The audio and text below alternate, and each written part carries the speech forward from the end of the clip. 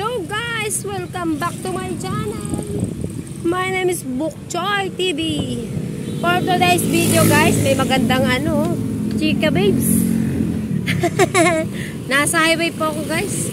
Papuntang Pulon, nakisabay lang ako sa kay ate. Ayan, di ba? Papuntang Amerika. What? Oh, galing na natin e-bike. Di ako marunong. Wow naman. Oh, si kuya. Oh. Di ako marunong mag-e-bike. Wow. Marunong. Hindi. Takot ako sa highway.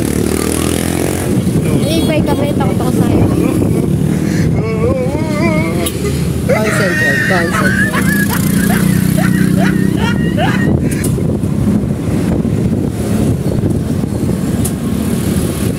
Pwede rin, oh.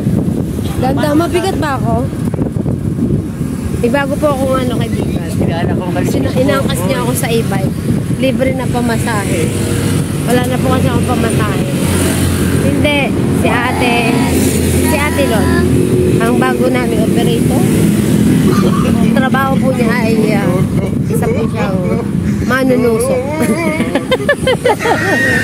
Manunusok ng karayom. Means, mananahe. Kayo talaga. Pauwi siya. Sinabay lang niya ako guys. Papuntang Pulo. Siya ay pamamatid. So, ito na. Malapit na ako sa Pulo. Ito po ay nadadaanan namin ng sarap. Wow! Diba? Wow!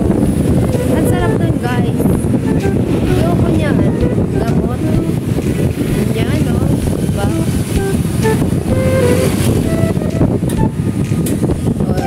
Malapit. Hindi. Don't mention it. Nagpa-vlog ako. Yan.